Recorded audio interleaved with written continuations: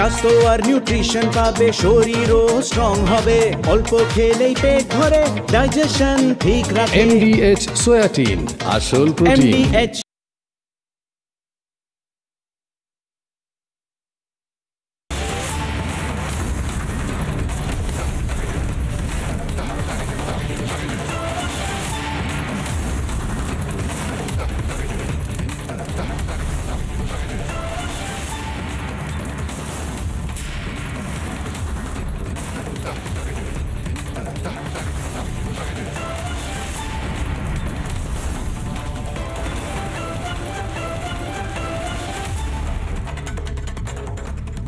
নমস্কার, জবাব চাই বাংলার এই বিশেষ এপিসোডে আমি ময়ূক রঞ্জন ঘোষ। আর কিছুক্ষণের মধ্যেই আমাদের সঙ্গে আমরা যুক্ত করার চেষ্টা করব বাংলা টেলিভিশনে।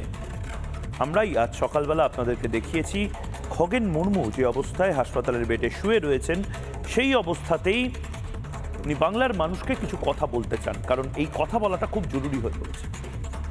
রাজ্যের স্বাস্থ্যমন্ত্রী তিনি নট সো সিরিয়াস বলে দিচ্ছেন একজন এমপি, একজন মেম্বার অফ পার্লামেন্টের চোখের কোটরের নিচের যে অংশটা সেটা ফালা হয়ে গেছে, ভেঙে গেছে, মুখ ফুলে ঢোল হয়ে গেছে। এবং এমন একটা সময় এই ঘটনাটা ঘটছে, নির্বাচনের আর 5-6 মাস বাকি। গোটা দেশে প্যানিক তৈরি করে দিয়েছেন মমতা বন্দ্যোপাধ্যায়। মমতা বন্দ্যোপাধ্যায় গোটা দেশকে যেন এই বার্তা দিচ্ছেন যে বাংলাতে জঙ্গলরাজ চলবে, বাংলাতে মমতা বন্দ্যোপাধ্যায়ের নিয়ম কানুন শাসন এবং সংবিধান বোধহয় চলবে। মমতা বন্দ্যোপাধ্যায় এটা বোধহয় বুঝিয়ে দেওয়ার চেষ্টা করছেন যে মমতা বন্দ্যোপাধ্যায় বা তৃণমূল কংগ্রেসকে কেউ কিচ্ছুটি করতে পারবে না। মমতা বন্দ্যোপাধ্যায় এবং তৃণমূল কংগ্রেসের কাজকলা কি হবে। ভাবুন, খগেন মুর্মুর যদি এই ঘটনা ঘটে, খগেন মুর্মুর সাথে যদি এরকম একটি কাণ্ড ঘটে, আমার আপনার সাথে কি হতে পারে। এবং আমি স্তম্ভিত হয়ে যাচ্ছি, রাজ্যের প্রশাসনিক প্রধান এখন অবধি রিয়্যাক্ট করলেন না কেন্দ্রীয় বাহিনীর ওপর এরকম ভয়ঙ্কর আক্রমণের পরে। কেন্দ্রীয় বাহিনীর জওয়ান, তাদেরকে যেভাবে ফেলে মারা হলো, কেন্দ্রীয় বাহিনীর জওয়ানদের আপনারা দেখেছেন যেভাবে আহত হওয়ার যে ছবি আমরা দেখিয়েছি, এটা কাশ্মীরে হতো একটা সময় 90-এর দশকে, এটা 2025 সালে বাংলায় হচ্ছে এবং এমন একটি জায়গায় হচ্ছে যেখান থেকে ঢিল ছোড়া দূরত্বে চিকেন স্নেক বা শিলিগুড়ি করিডোর। আমাদের সাথে আজ জবাব চাই বাংলাতে দুজনই থাকবেন। হাসপাতালের বেড থেকে অল্প সময়ের জন্য খগেন মুর্মু আমাদের সঙ্গে থাকবেন। আমাদের সাথে সদ্য হাসপাতাল থেকে ডিসচার্জ করা হয়েছে জগন্নাথ চট্টোপাধ্যায়, মাফ করবেন শঙ্কর ঘোষ, এবং আমাদের সাথে জগন্নাথ চট্টোপাধ্যায় স্টুডিও থেকে এই মুহূর্তে এসে উপস্থিত হয়েছেন। এবং তার পাশাপাশি উত্তরবঙ্গের অত্যন্ত জনপ্রিয় সোশ্যাল মিডিয়া ইনফ্লুয়েন্সার উজ্জ্বল বর্মন, তারাও উপস্থিত থাকবেন। আমি পিসিআরকে বলবো যে এক এক করে যে অংশগুলো নিয়ে আমরা কথা বলবো সেইটা নিয়ে একবার দর্শকদেরকে দেখিয়ে দিতে। আমরা কি কি নিয়ে কথা বলবো? এক, আমরা কথা বলবো সেই মানুষগুলোর সাথে যারা তৃণমূল কংগ্রেসের এই অত্যাচারের একদম ফার্স্ট হ্যান্ড ইনফরমেশনটা দিতে পারেন। আমরা জগন্নাথ চট্টোপাধ্যায়ের সাথে কথা বলবো এসআইআর নিয়ে, কারণ মমতা বন্দ্যোপাধ্যায় বুঝে গেছেন যে মমতা বন্দ্যোপাধ্যায় 2026-এ আর সরকারটা রাখতে পারবেন না যদি এসআইআরটা ঠিকঠাক হয়। কেন বলছি? এসআইআর বা স্পেশাল ইন্টেন্সিভ রিভিশন, সেই স্পেশাল ইন্টেন্সিভ রিভিশনটা যদি ঠিকঠাক হয়, সত্যিই হয়তো 1.5 কোটি ভোটার, ভুয়ো ভোটার নির্দিষ্টভাবে বলতে গেলে, বাংলাদেশি অনুপ্রবেশকারী বা রোহিঙ্গা ভোটার, যাদের আসলে ভোটার হওয়ার কোনো যোগ্যতাই নেই, তাদের নাম হয়তো বাদ যাবে। মমতা বন্দ্যোপাধ্যায়ের গোসা আসলে এই গোটা ঘটনাটায় কেন একজন কেন্দ্রীয় মন্ত্রী এটা অনুমান করেছেন। আরে কেন্দ্রীয় মন্ত্রী শান্তনু ঠাকুর কেন? এটা তো বাচ্চা বাচ্চা ছেলেমেয়ে বলছে। এখন বিহারে যদি 65 লক্ষ ভুয়ো কার্ড বাতিল হতে পারে, বাংলাতে কেন 1.5 কোটি কার্ড বাতিল হবে না? মমতা বন্দ্যোপাধ্যায় বা তৃণমূল কংগ্রেস এই স্নায়ুর যুদ্ধে ক্রমশ হেরে যাচ্ছে। ডাহা ফেল কোনো একটা খারাপ ইঙ্গিত মমতা বন্দ্যোপাধ্যায় হয়তো পাচ্ছেন, এবং সে কারণে মমতা বন্দ্যোপাধ্যায় এই নার্ভের ফাইট যেটাকে বলা হয়, পলিটিক্যাল নার্ভ ফাইট, তাতে মমতা বন্দ্যোপাধ্যায় প্রথম রাউন্ডেই হেরে যাচ্ছেন। মমতা বন্দ্যোপাধ্যায় কি বলেছেন নির্দিষ্টভাবে এই 1.5 কোটি নাম বাদ যাওয়া নিয়ে, একবার দেখি। বিজেপির একজন কেন্দ্রীয় মন্ত্রী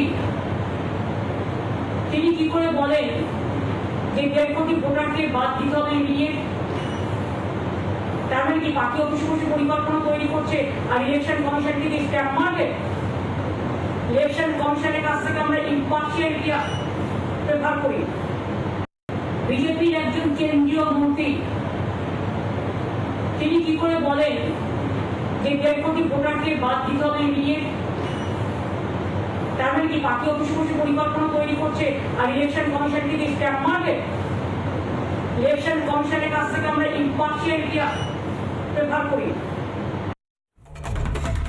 দেখুন প্রবলেমটা কি, প্রবলেমটা হলো মমতা বন্দ্যোপাধ্যায় প্রথম রাউন্ডেই হেরে গেছেন।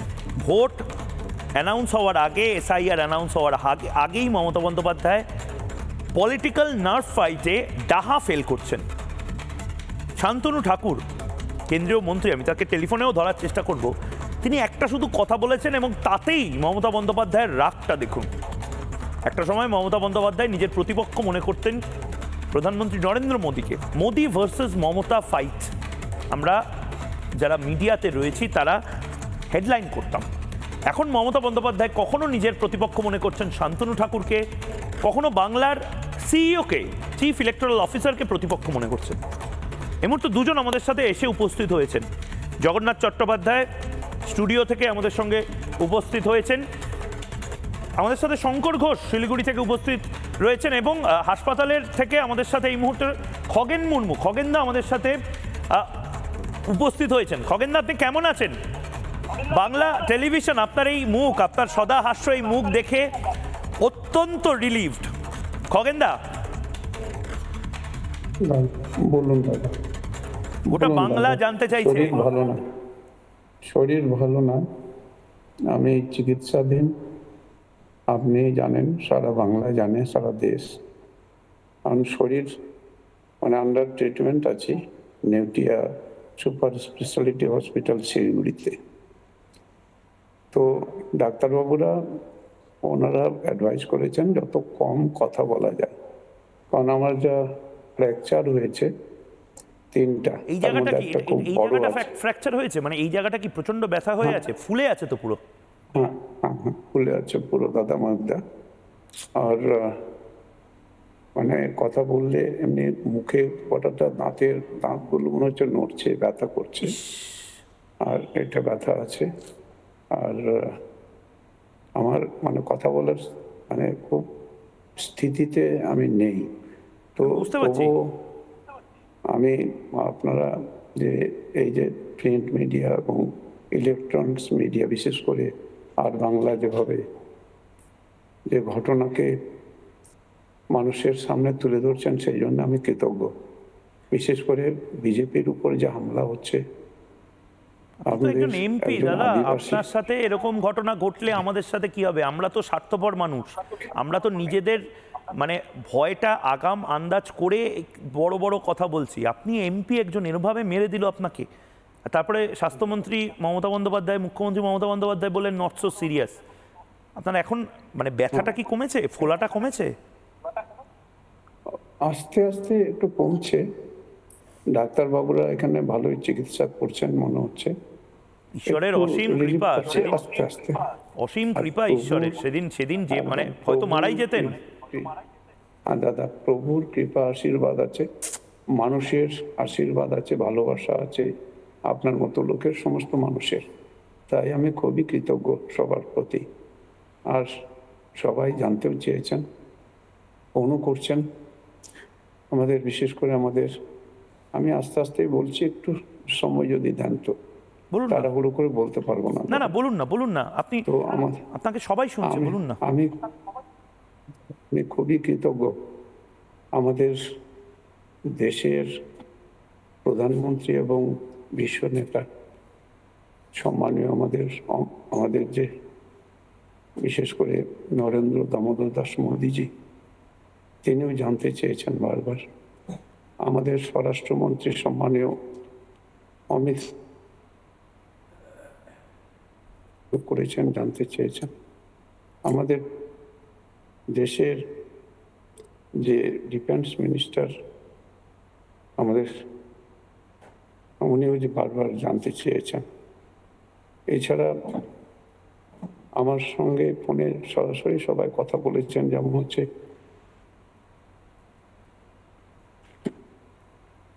চেয়েছেন এবং খোঁজখবর নিয়েছেন আমাদের এখানে আইনমন্ত্রী অর্জুন মেঘওয়ালজি।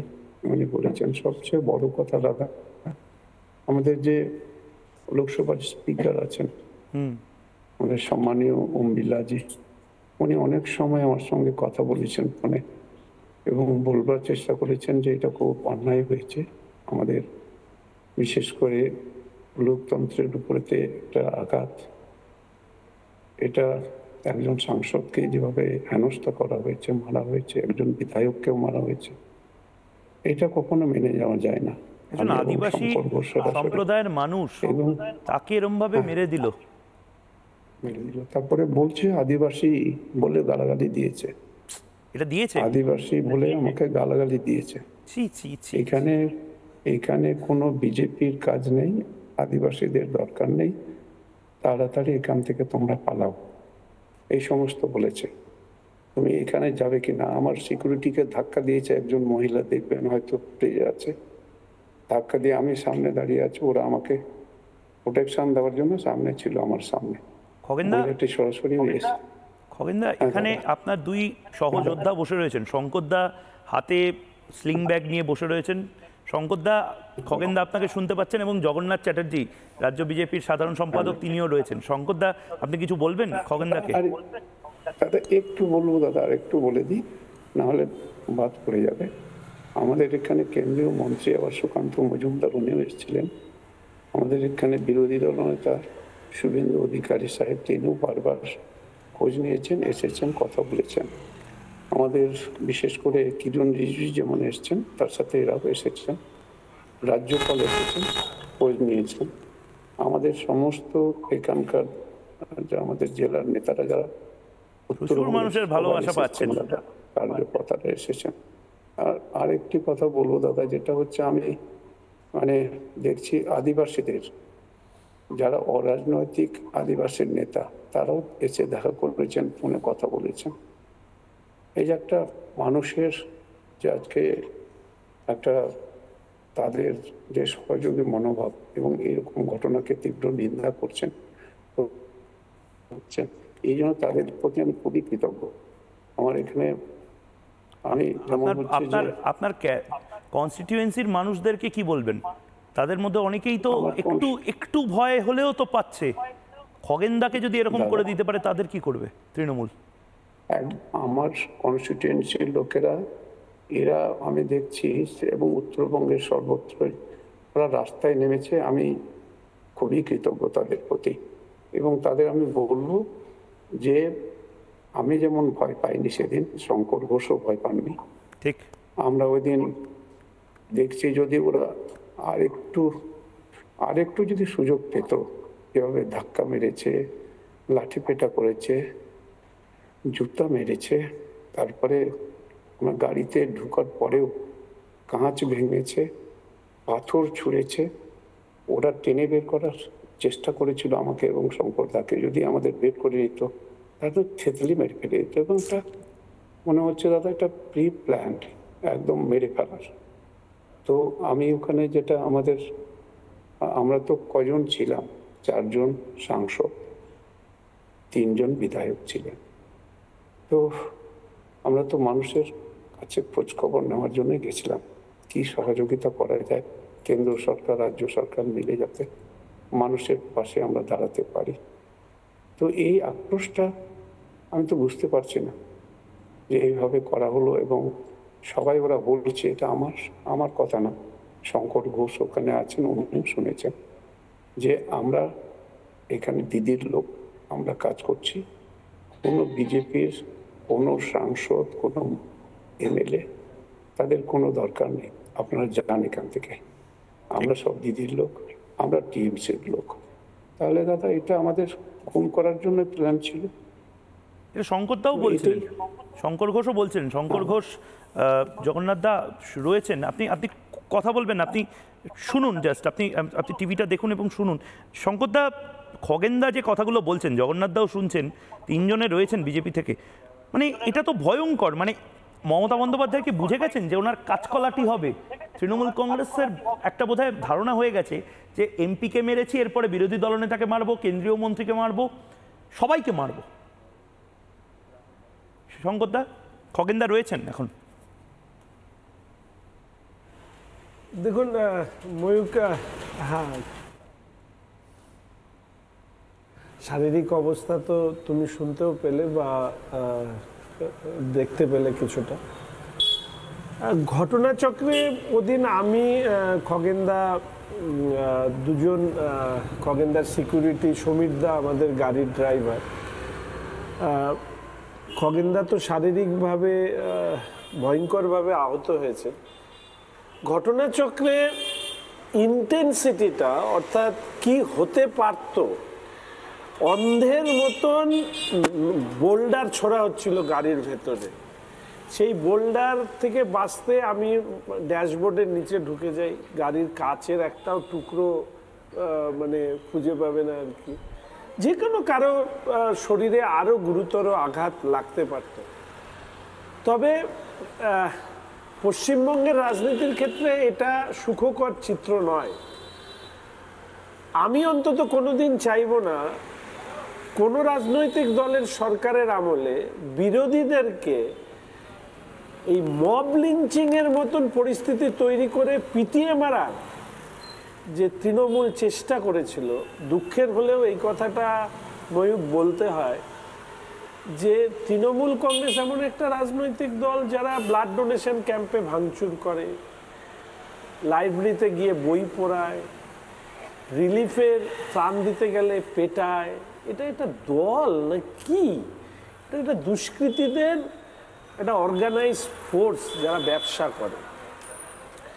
ভবিষ্যতে আমি ময়ূক এইটুকুই বলবো, আমার নেতারা আছেন, শ্রমিকদা, শুভেন্দুদা, আমার কেন্দ্রীয় নেতৃত্ব। আমি একটি কথা অন্তত বিজেপির একজন সাধারণ কার্যকর্তা কর্মী হিসেবে বলতে চাই যে 2026-এর পর এই স্বাধীনতা পরবর্তী পশ্চিমবঙ্গে যে হত্যার রাজনীতি দেখেছে, রক্তের রাজনীতি দেখেছে, এটাকে বন্ধ আমাদের করতে হবে। 22-23টি রাজ্যে বিজেপির সরকার চলে, কোনোদিনও মানুষ বিরোধীদেরকে রাজনৈতিকভাবে খুন করা এই জিনিস কিন্তু দেখে না।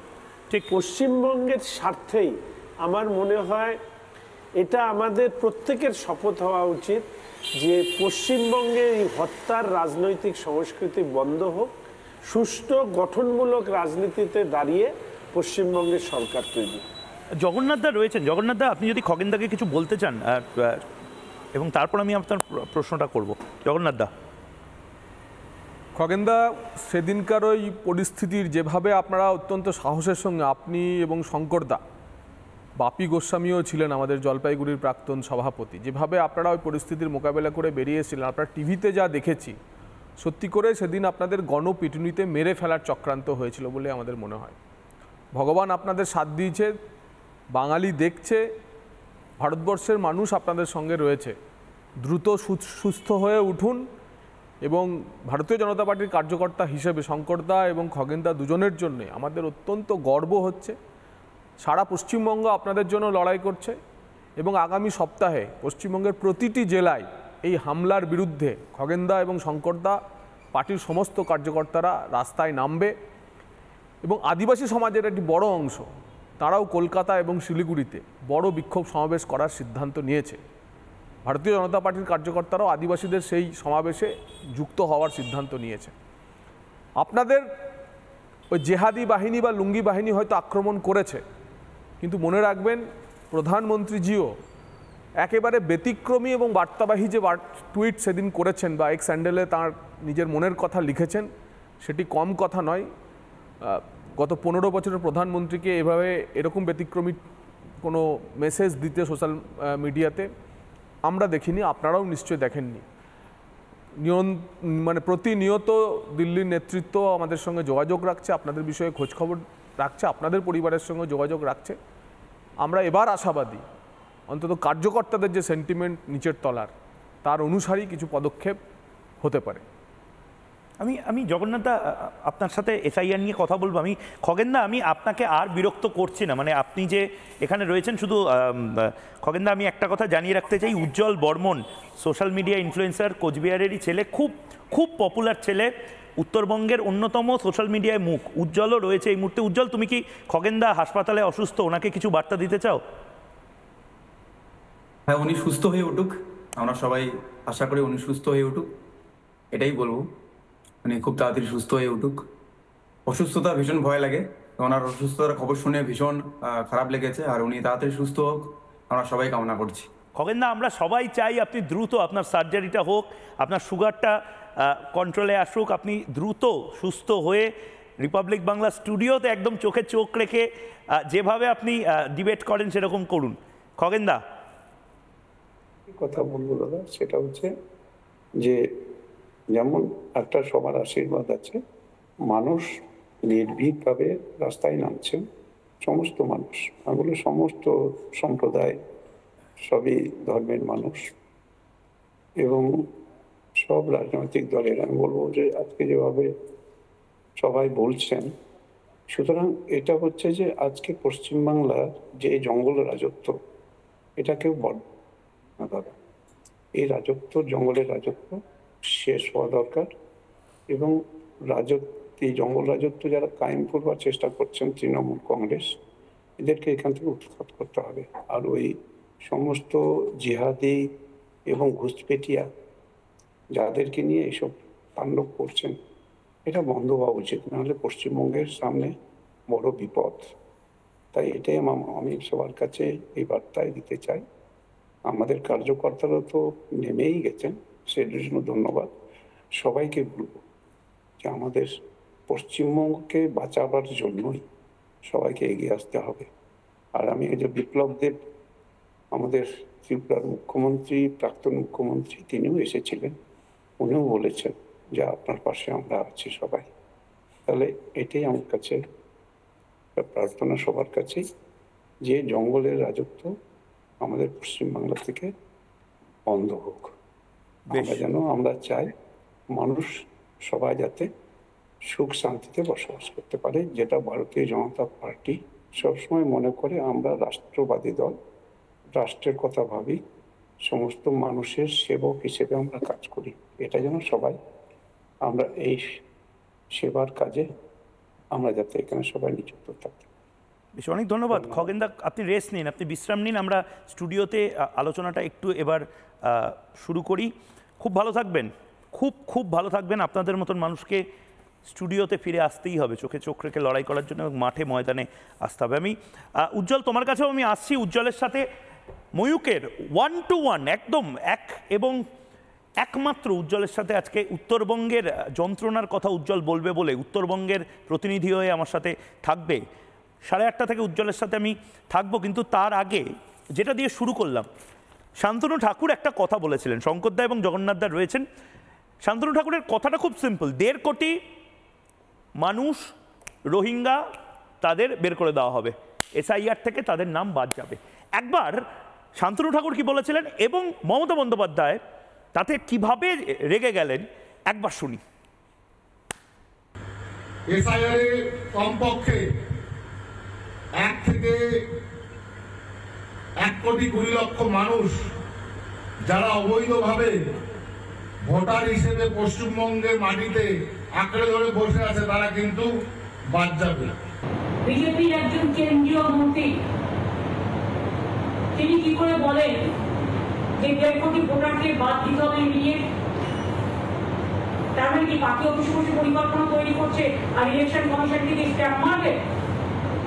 ইলেকশন কমিশনের কাছ থেকে আমরা ইম্পার্শিয়ালিটি প্রেফার করি। মমতা বন্দ্যোপাধ্যায়, মানে আমি এতদিন সাংবাদিকতা করছি, জগন্নাথ দাও দীর্ঘদিন সাংবাদিকতা করেছেন, মমতা বন্দ্যোপাধ্যায় ভার্সেস নরেন্দ্র মোদী আমরা সাধারণত বলতাম। মমতা বন্দ্যোপাধ্যায় বনাম শুভেন্দু অধিকারী বা মমতা বন্দ্যোপাধ্যায় বনাম শ্রমিক ভট্টাচার্য মমতা বন্দ্যোপাধ্যায় বনাম সুকান্ত মজুমদার, মমতা বন্দ্যোপাধ্যায় বনাম শান্তনু ঠাকুর, এটাও হতে পারে হয়তো। রাজনীতি তো বারবার পরিবর্তন হয়, কিন্তু মমতা বন্দ্যোপাধ্যায় বনাম একজন সরকারি কর্মী, একজন আমলা, কোনোদিন ভেবেছেন? মানে মমতা বন্দ্যোপাধ্যায় এত বড়, এত পাওয়ারফুল একজন পলিটিশিয়ান, তিনি এখন নিজের প্রতিপক্ষ, নিজের শত্রু মনে করছেন একজন সরকারি আমলাকে। শান্তনু ঠাকুর তাও কেন্দ্রীয় মন্ত্রী, মতুয়া মহাসংঘের এত বড় নেতা, মানলাম রাজনৈতিক প্রতিপক্ষ, কিন্তু একজন সিইও মমতা বন্দ্যোপাধ্যায়কে ক্রমশ এই পলিটিক্যাল নার্ভের ফাইটটা ডাহা ফেল করছেন। সিইওকে আজকে যে ভাষায় ধমকিয়ে চমকিয়ে মমতা বন্দ্যোপাধ্যায় একটা বার্তা দেওয়ার চেষ্টা করলেন, প্রতিপক্ষই মনে করে ফেললেন, অবিস্মরণীয়। দেখুন, ইলেকশন করলে আন্ডার ইলেকশন কমিশন থাকে, ইলেকশন যখন অ্যানাউন্স হয়, কিন্তু এখন ইলেকশন অ্যানাউন্স হয়নি। এটাই একটা কথা আছে না, বাসির চেয়ে কঞ্চি বড়। সেন্ট্রাল ইলেকশন কমিশনকে বেশি বসিয়ে রেখে এখানে যিনি সিইও স্টেটের থেকে যিনি গেছেন, যিনি যার বিরুদ্ধে অনেক কিছু অভিযোগ আছে, সেগুলো সময় হলে বলবো, এখন বলছি না। আশা করি তিনি বেড়ে খেলবেন না, মানে ওভার রিঅ্যাক্ট করবেন না। তিনি বড্ড বেশি অফিসারদের থ্রেট করছেন, যিনি নিজে নানা অভিযোগে দুর্নীতিগ্রস্ত। জগন্নাথ কেসটা কি? মমতা বন্দ্যোপাধ্যায় তো মানে দুটো জিনিস এর মধ্যে থেকে, এক হচ্ছে আবার নির্বাচন, একটা সময় বিএলওদের থ্রেট করেছিলেন, এখন সরাসরি সিইওকে থ্রেট করলেন, শান্তনু ঠাকুরকে প্রতিপক্ষ বানাচ্ছেন। ক্রমশ মমতা বন্দ্যোপাধ্যায়, একটা সময় মমতা বন্দ্যোপাধ্যায় ভাবতেন প্রধানমন্ত্রী হবেন, ক্রমশ মমতা বন্দ্যোপাধ্যায় নিজের অ্যাসপিরেশনগুলোকে একটু একটু করে এখন একজন সরকারি আমলাকে নিজের প্রতিপক্ষ ভাবছেন। এসআইআর আতঙ্কে ভুগছে তৃণমূল কংগ্রেস এবং পুরো তৃণমূল শাসিত এই রাজ্য সরকার। কেন? দেখুন, আপনাদের মনে হয়, আপনিও বললেন যে বিএলওদেরকে একসময় মুখ্যমন্ত্রী হুমকি দিয়েছিলেন যে আপনারা রাজ্য সরকারের কর্মী, কারোর নাম বাদ দেবেন না, 1 মাস পর কিন্তু আপনারা রাজ্য সরকারেরই থাকবেন, তখন আমি বুঝে নেব। এই হুমকির কথা তিনি বলেছিলেন। তার পরিণাম কি হয়েছে? তার পরিণাম এটাই হয়েছে যে যখন 2002 আর 2025-এর ভোটার তালিকার মিলিয়ে দেখার কাজ বিএলওদের দেওয়া হলো, সেই বিএলওরা সেই কাজ শেষ করে যখন নির্বাচন কমিশনে জমা দিয়েছে, দেখা যাচ্ছে যে 2002 থেকে 2025-এর তালিকার মধ্যে মাত্র 65% ভোটার পাওয়া যাচ্ছে। অর্থাৎ এই যে 35% ভোটার গত 22-23 বছরে নতুন করে যুক্ত হলো, তারা কারা? এবং আপনি যদি ভৌগোলিক দিক থেকে দেখেন, তাহলে সবচেয়ে বেশি কালিম্পংয়ে 80% মানুষের মিল পাওয়া গেছে। অর্থাৎ সেখানে পপুলেশনের একটা স্টেবিলিটি আছে। 2002 সালে যে পরিবারগুলি বাস করত, সেই পরিবারই এখনও বাস করছে, তার ফলে ওখানে কোনো অনুপ্রবেশ বা বাইরের লোকের প্রবেশ ঘটেনি। এরপরে আসছে পূর্ব মেদিনীপুর, 72-73% হয়েছে। মধ্যবঙ্গের বেশ কিছু এলাকা, আসানসোল, বীরভূম, বর্ধমান, পুরুলিয়া, প্রায় 70%-এর কাছাকাছি মানুষ মিলে গেছে তারা। কিন্তু উত্তর 24 পরগনা 45% ভোটার লিস্টের নাম 2002-এর তালিকার সঙ্গে 2025-এর তালিকা মিলছে। 50%-এর কিছুটা বেশি দক্ষিণ 24 পরগনা, নদিয়াতেও 55%, উত্তর দিনাজপুরেও 55%। এই যে জেলাগুলি, এই জেলাগুলির জনসংখ্যার যে বিন্যাস, তা পশ্চিমবঙ্গের সবার জানা। তাহলে কেন উত্তর 24 পরগনায় আজকে 45% মানুষ যাদের 2002-এর ভোটার লিস্টে নাম ছিল 2025-এ আছে, বাকিরা এই যে নতুন করে এত 65% মানুষ এখানে ঝুঁকলো, তারা কোত্থেকে এলো? সেই কারণেই তো শান্তনু ঠাকুর মতুয়াদের প্রতিনিধি এবং উত্তর 24 পরগনার বাসিন্দা, বনগাঁ থেকে জিতে আসেন সাংসদ হয়ে, তিনি বলেছেন 1.5 কোটি ভোটারের নাম বাদ দিতে পারে। সার্বিকভাবে পশ্চিমবঙ্গের যে প্রায় 7,70,00,000 ভোটার, সেই 7,70,00,000 ভোটারের যদি 65% ধরেন যে 2002-এও নাম ছিল, 2025-এও নাম আছে, তাহলে ধরে নিতে হবে যে 4.5 কোটি ভোটারের নাম এই 2002 এবং 2025-এ আছে, যাদের শুধুমাত্র এনুমারেশন ফর্মটা ফিল আপ করে দিলেই হবে। আমি একটু ব্যাখ্যা করেই বলছি। কিন্তু 3 কোটি ভোটার এখনো পশ্চিমবঙ্গে রয়েছেন, 3 কোটি ভোটার যাদের নাম 2002-এ ছিল না, এই গত 20-25 বছরে নতুন করে তাদের নাম ভোটার তালিকায় উঠেছে। তাদেরকে কাগজ দেখাতে হবে, এবং ওই 11-12টি কাগজ।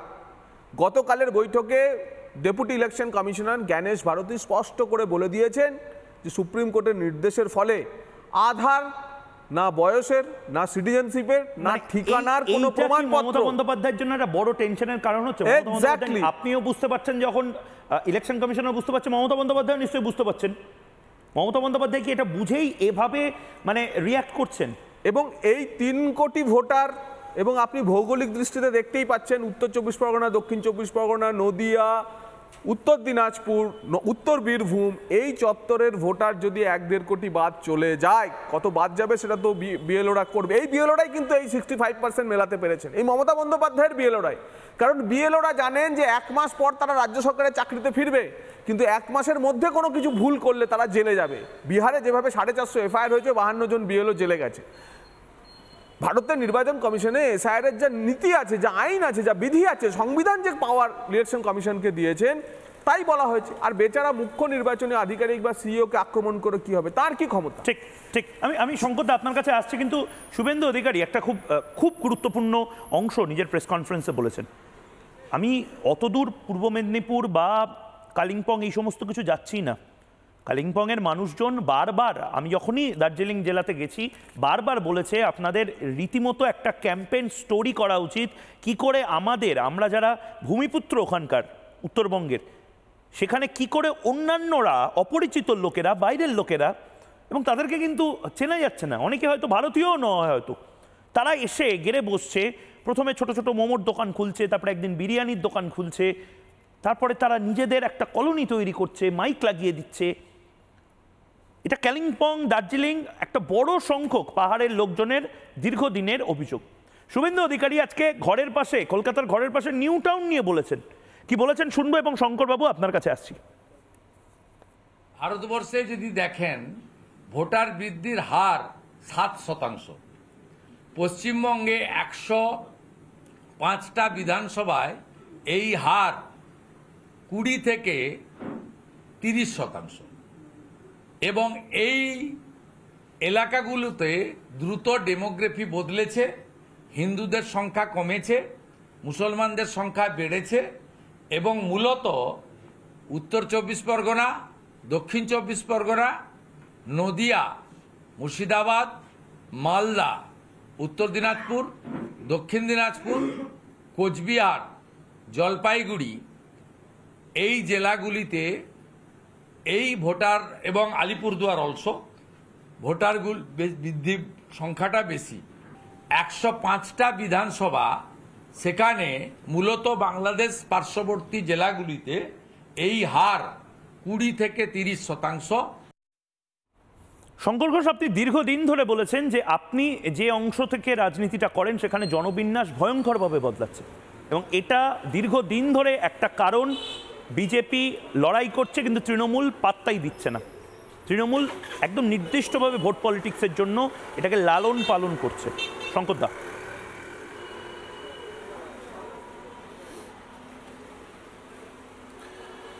ধন্যবাদ।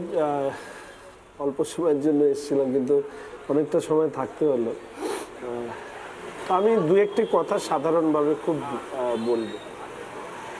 প্রথমত, শুভেন্দুদা এবং জগন্নাথদা বলার পরে যুক্তির দিক থেকে আমি যেটা বলতে চাই সেটা হচ্ছে, আমরা যারা জন্মসূত্রে হিন্দু, অনেকেই আছেন যে যারা হিন্দু মুসলিম এই শব্দগুলো নিয়ে আলোচনা করতে কুণ্ঠাবোধ করেন। ভারতবর্ষ ধর্মের ভিত্তিতে ভাগ হয়েছে, এটা আমরা সবাই জানি, কিন্তু তা সত্ত্বেও আমাদের ধর্মনিরপেক্ষ পরিচয়টাকে প্রাধান্য দিতে গিয়ে আমরা যে আমাদের অস্তিত্ব সংকটে ফেলে দিয়েছি, সেটা শুভেন্দুদা বা জগন্নাথদা যে স্ট্যাটিস্টিক্সটা দিলেন তাতে প্রমাণিত।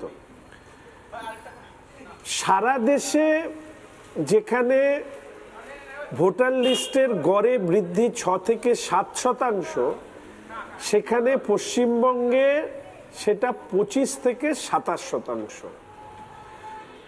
শুনতে এটা খারাপ লাগলেও দেখা যাচ্ছে যে এই বৃদ্ধির পেছনে মূলত সংখ্যালঘু, আরও যদি নির্দিষ্টভাবে বলা যায় জন্মসূত্রে যারা মুসলিম, পার্শ্ববর্তী দেশ বাংলাদেশ, অনুপ্রবেশ, রোহিঙ্গা, তাদের উপস্থিতি আমাদের জনবিন্যাসের পরিবর্তন করা শুধু নয়, আমাদের জন্মসূত্রে যারা হিন্দু তাদের অস্তিত্ব সংকটে ফেলছে।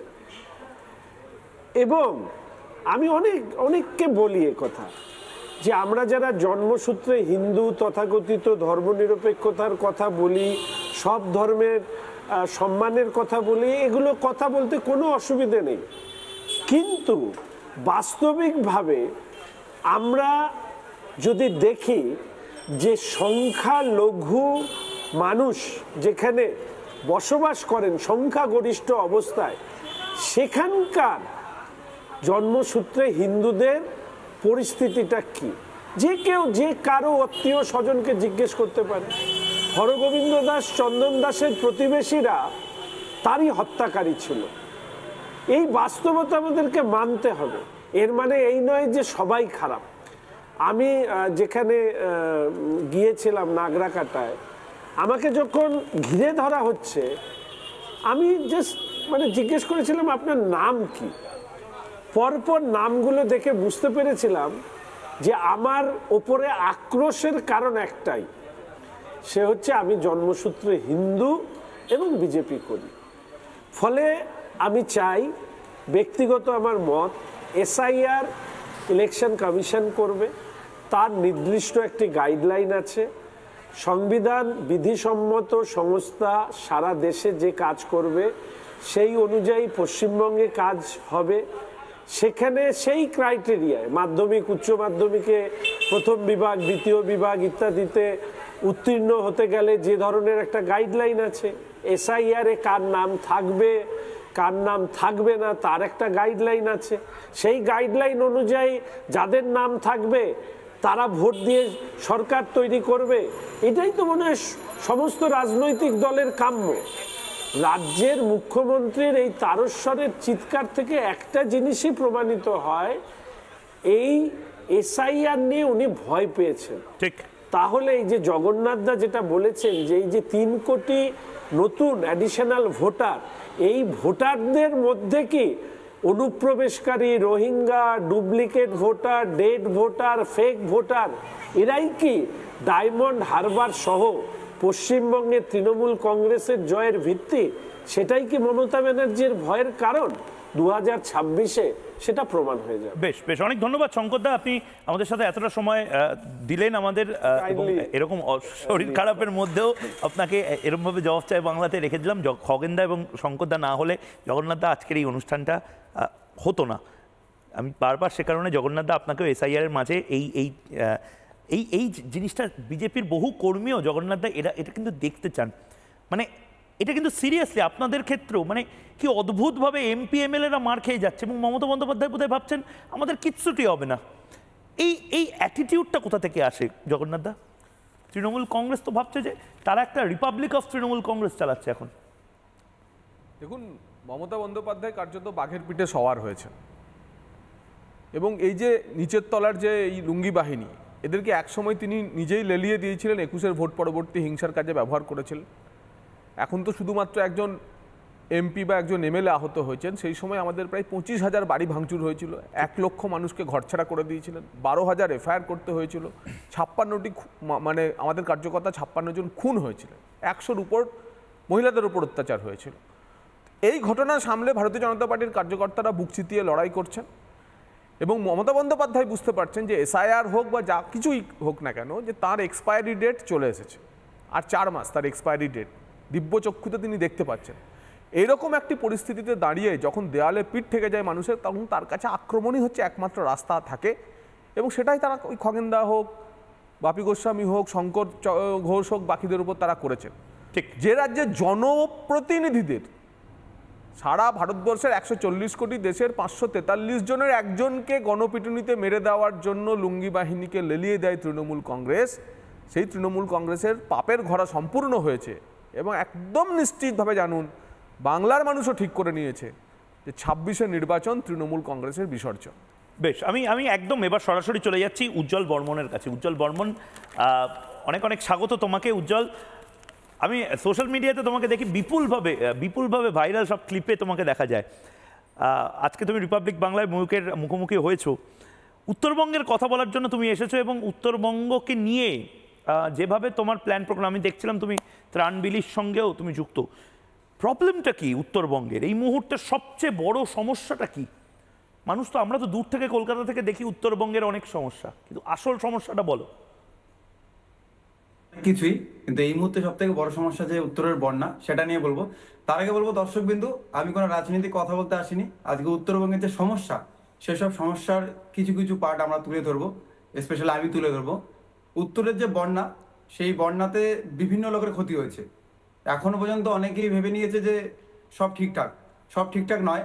আমি আজকে সকালের দিকে গিয়েছিলাম ধূপগুড়ির সংলগ্ন একটা জায়গায়।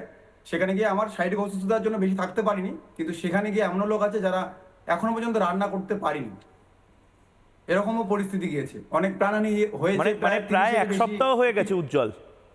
মানে এটা যদি আজকে আলিপুর বা যাদবপুর বা গড়িয়া টালিগঞ্জে হতো তাহলে কিন্তু এটা ন্যাশনাল হেডলাইন হয়ে যেত। এক সপ্তাহ পরেও তুমি বলছো এখনো বিভিন্ন জায়গায় জল আছে, রান্না করতে পারছে না। উত্তরবঙ্গে এরকম জায়গা আছে এখনো? হ্যাঁ, এখনো পর্যন্ত বিভিন্ন জায়গায় আছে, এবং এখনো পর্যন্ত ঘর ছেড়ে আছে, প্লাস্টিকের তাঁবু করে আছে। মানে আমি এখানে একটা জিনিস বলি, গরমের সময় আমরা 2 মিনিট ফ্যান ছাড়া থাকতে পারি না, আমাদের জীবন বেড়ে যায় ভাব। তারা 7 দিন ধরে ফ্যান ছাড়া তো দূরের কথা, তারা একটা জাস্ট প্লাস্টিকের তাঁবুর মধ্যে আছে। আমি জাস্ট গিয়ে আমার চোখের জলের, আমার কাছে ভিডিও ফটো কিছু আছে, আমি জাস্ট সেগুলো দেখে আমি কান্না করে ফেলেছি। এবং আমি যেদিন প্রথম বেরোই ভিজিট করতে, আমি আমার কোচবিহার সহ বিভিন্ন এলাকায় ভিজিট করতে বেরিয়েছি, এমনও খারাপ পরিস্থিতির শিকার হয়েছে যে মায়ের মতো বয়সে ভদ্র মহিলারা আমার পা ধরে বলছে, বাবা কিছু হেল্প করো, আমি জানি তুমি হেল্প করো। আমার জাস্ট চোখ দিয়ে জল পড়েছে। আমি সেগুলো ভিডিও ক্যাপচার করে পোস্ট করিনি। মানে এরকম খারাপ পরিস্থিতি গিয়েছে। তবে কিছুটা রিকভার হয়েছে, সম্পূর্ণ রিকভার হয়নি, আশা করি রিকভার হবে। কিন্তু উজ্জ্বল, আমাকে একটা কথা বলো, উত্তরবঙ্গের মানে ওভারঅল প্রবলেমগুলো কি কি? হাসপাতাল হোক, স্কুল হোক, মানে উত্তরবঙ্গের মানুষ কেন বঞ্চিত মনে করে? তুমি কেন বঞ্চিত মনে করছো? তুমি তো সোশ্যাল মিডিয়া ইনফ্লুয়েন্সার, এত ফ্যান ফলোয়িং, এত তোমার ক্রেজ, সোশ্যাল মিডিয়ায় বিভিন্ন সিনেমার তারকারা তোমাদের কাছে আসে। উত্তরবঙ্গে মেডিকেলের বিষয়ে যদি বলি, আমরা যদি কোনো হসপিটালে যাই, সেখানে গিয়ে রুগীকে, পেশেন্টের বাড়ির লোক নিয়ে যাচ্ছে সিটি স্ক্যান রুমে, এক্সরে রুমে। আমরা সাধারণ লোক, আমরা সিটি স্ক্যান ওয়ার্ডটা উচ্চারণ করতে পারি না। ধরুন আমরা রুম খুঁজতে এমন পরিস্থিতি, রুগী মারা যাচ্ছে, পাশের বেডে গন্ধ, হাইজিন মেনটেন ঠিকঠাক হচ্ছে না, এরকম খারাপ পরিস্থিতি দেখা গিয়েছে। এবং উত্তরবঙ্গে মেডিকেল বিষয়ে যদি আমি আরেকটা কথা বলি, সেটা হচ্ছে আমাদের উত্তরবঙ্গে এমনও রোগ আছে যার জন্য আমরা বাইরে যাই চিকিৎসা করতে।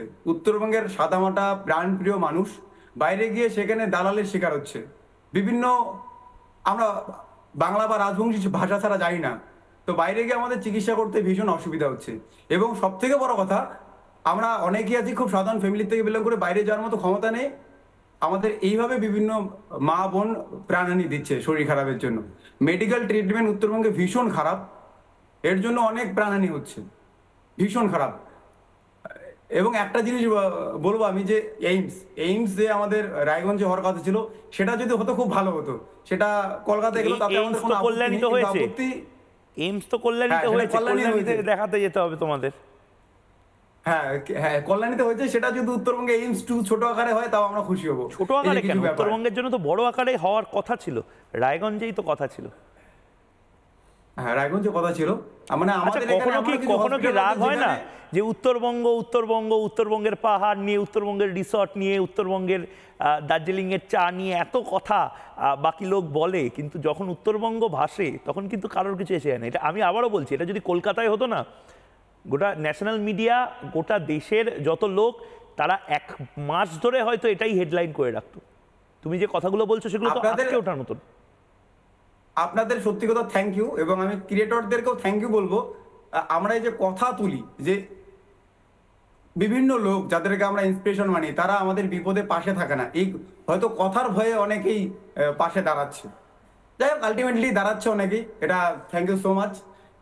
উত্তরবঙ্গে ঘুরতে আসে মানুষ, উত্তরবঙ্গকে নিয়ে শুধু ভালো বলতেই জানে, কিন্তু সবাই পাশে দাঁড়াতে জানে না। এই আবদারটা রাখবো, যেহেতু উত্তরবঙ্গকে ভালোবাসা হয়, এখানে এসে মন ভালো করা হয়, বিভিন্ন জায়গা পাহাড় ঘুরতে যাওয়া হয়, আমাদের রাজার শহরে ঘুরতে আসা হয়, তাহলে যখন দরকার পড়ে আমাদের উত্তরবঙ্গের পাশে দাঁড়ানো কর্তব্য। উজ্জ্বল, আমি একটা কথা জিনিস বলবো। হ্যাঁ বলো। আমি একটা জিনিস বলবো, আমি যেহেতু কোচবিহার শহর থেকে বিলং করি, শহরও নয়, কোচবিহার জেলার থেকে। সো কোচবিহার জেলা এমন একটা জায়গায় পড়ে যে ওইদিকে আসাম সহ ত্রিপুরা এরকম 7টা রাজ্য মিলে, 7টা রাজ্য মিলে একটা ট্রেন লাইন আছে, সেই লাইনে করে কলকাতায় যেতে হয়। কোচবিহার বা আলিপুর মাঝখানে পড়ে বলে আমাদের কোচবিহারে রেল স্টেশন হয়েছে, না হলে হয়তো তাও হতো না। কারণ এত পুরনো শহর কোচবিহার, 500 বছরের পুরনো, যেটা কলকাতাও নয়, আমার কাছে যে রিপোর্ট। কিন্তু এখানে একটা প্লেন চলে, তাও সিঙ্গেল স্ক্রিন। এখানে এরকম হসপিটাল আছে যেখানে লাশের গন্ধে অন্য আরেকটা লাশ মারা যাচ্ছে। এরকমও কলেজ আছে যেখানে 10,000 ছাত্রছাত্রী একসাথে পড়াশোনা করছে। এইখানে প্রিন্সিপাল প্রফেসর কোনো কথা বলছে, পিছন থেকে শোনা যাচ্ছে না, আমরা কি মনোযোগ দেবো পড়াশোনায়? এটা আমার এক্সপিরিয়েন্স। ও অনেক সমস্যা আছে, প্রত্যেকটা সমস্যা আমি একটা তোমাকে আশ্বস্ত করতে পারি, এই সোশ্যাল মিডিয়া ইনফ্লুয়েন্সার বলতে শুধু কলকাতার লোককে বসাবো, অভিনেতা অভিনেত্রী বলতে শুধুমাত্র কলকাতা এবং চারপাশের লোককে বসাবো, এইটা ধারণাটা ভেঙে দিতে হবে। উত্তরবঙ্গ থেকে তুমি আজ বসেছো যেরমভাবে, উত্তরবঙ্গের মানুষের কথা লাগাতার ময়ূক জবাব চায় বাংলাতে শুনিয়ে গেছে এবং ভবিষ্যতেও শোনাবো। অনেক ধন্যবাদ। কোচবিহারের থেকে যতজন আছো, এবং আমি কোচবিহারে এলে তোমার সাথে কন্টেন্ট বানাবো, এটা আমি তোমাকে প্রমিস করলাম। আমি এবং তুমি কোল্যাব করে এই কন্টেন্টটা বানাবো এবং গোটা উত্তরবঙ্গের মানুষকে অনেক অনেক ভালোবাসা তুমি জানিয়ে দিও রিপাবলিক বাংলার সবার পক্ষ থেকে। ভালো থেকো, এবং তোমাদের মতন কন্টেন্ট ক্রিয়েটার যারা উত্তরবঙ্গের হয়ে ঝাঁপিয়ে পড়ে কাজ করছো, তাদের প্রত্যেককে ময়ূকের তরফ থেকে অনেক অনেক ভালোবাসা। ভালো থেকো ভাই। আমি একটা ব্রেকিং নিউজ নেবো এই মুহূর্তে একটা ব্রেকিং নিউজ নেব। সেই ব্রেকিং নিউজটা অত্যন্ত গুরুত্বপূর্ণ, তার কারণ মমতা বন্দ্যোপাধ্যায় একটা প্যানিক ক্রিয়েট করার চেষ্টা করছেন। প্লিজ দয়া করে মমতা বন্দ্যোপাধ্যায়ের কথায় কান দেবেন না। ডেপুটি ইলেকশন কমিশনার নির্দিষ্টভাবে জানিয়ে দিয়েছেন, নথি না থাকলেও হঠাৎ করে নাম বাদ নয়, এটা পলিসি নয়। এসআইআরে প্রথমেই তালিকা থেকে নাম বাদ দেওয়া হবে না, স্পষ্ট ঘোষণা করলেন, লিখিত বললেন, বিএলওদের বললেন। জগন্নাথ দাস নির্দিষ্টভাবে সমস্ত তথ্য যাচাই করে ভেরিফিকেশন করে তারপর এটা করা হবে। মমতা বন্দ্যোপাধ্যায় কেন এই লোকখ্যাপনা জিনিসটা করছেন? কোলাঘাটে আজকে বিএলওদের নির্দেশ দিয়েছেন কমিশনার। দেখুন, গতকাল ইলেকশন কমিশনের ডেপুটি ইলেকশন কমিশনার এবং সেই সঙ্গে যিনি ডিজি আইটি, তিনি স্পষ্টভাবে বলেছেন ইআরওদের, এইআরওদের এবং বিএলওদের যে একজনও ভোটার যেন বাদ না যায়, আর যোগ্য ভোটার যেন বাদ না যায়, এবং একজনও অযোগ্য ভোটারের নাম যেন না থাকে। দেখুন, এবারের এসআইআর কিন্তু 2002 সালের যে এসআইআর হয়েছিল সে মতো নয়। এবারের এসআইআরের প্রত্যেকটা ডিজিটাল ফুটপ্রিন্ট থাকবে। তার ফলে একজন বিএলও যদি কোনো অযোগ্য ভোটারকে নাম তুলে দেওয়ার ফলে সে শাস্তি পেতে পারে, একই সঙ্গে কোনো যোগ্য ভোটারের নাম বাদ দিলেও সে শাস্তি পাবে। তার কারণ যাবতীয় নথি ইত্যাদি জমা করার পর বিএলও অ্যাপ এবং ইআরও নেট, যেটা যার মাধ্যমে সমস্ত নথি সংরক্ষিত হবে, দিল্লি থেকে পুরোটা কন্ট্রোল হবে, এখানেও কন্ট্রোল হবে, রাজ্য সরকারের ডিওরা তা দেখতে পাবেন। সেখানে দুই ক্ষেত্রেই ব্যাপারটা এমন নয় যে শুধুমাত্র জগন্নাথ, আমি আপনাকে থামাচ্ছি, আমার সময় শেষ। কিন্তু আরেকটা ব্রেকিং নিউজ এই মুহূর্তে এসেছে। খুব বড় কোনো সিদ্ধান্ত হয়তো জাতীয় নির্বাচন কমিশনও নিতে পারে, কারণ দৃষ্টি আকর্ষণ বারবার রাজনৈতিক নেতারা করছেন। শুভেন্দু অধিকারী লেটেস্ট মুখ্য নির্বাচনী আধিকারিককে হুমকি, মমতা বন্দ্যোপাধ্যায় জাতীয় নির্বাচন কমিশনের কাছে নালিশ করলেন শুভেন্দু অধিকারী। নির্বাচন কমিশনের দৃষ্টি আকর্ষণ, শুভেন্দু অধিকারীর কড়া পদক্ষেপের দাবি বিরোধী দলনেতার। মুখ্যমন্ত্রীও আইনের ঊর্ধ্বে নন মনে করিয়ে দিয়ে ইলেকশন কমিশনকে নালিশ শুভেন্দু অধিকারীর। এর আগে বিএলওদেরকে হুমকি দিয়েছেন, আজকে সরাসরি সিইওকে, চিফ ইলেকটোরাল অফিসারকে হুমকি দিয়েছেন শুভেন্দু, চিফ ইলেকটোরাল অফিসারকে হুমকি দিয়েছেন মমতা বন্দ্যোপাধ্যায়। শুভেন্দু অধিকারীর নালিশ নির্বাচন কমিশনকে। একটা ছোট্ট বিরতি নেব, বিরতির পর ফিরে আসছি, সঙ্গে থাকুন। চায়ের আসল স্বাদ শুধু MDHT+ থেকেই আসবে। মাথায় দেখো লবঙ্গ, এলাচ দিয়ে ভরপুর MDHT+ মশলা। MDH।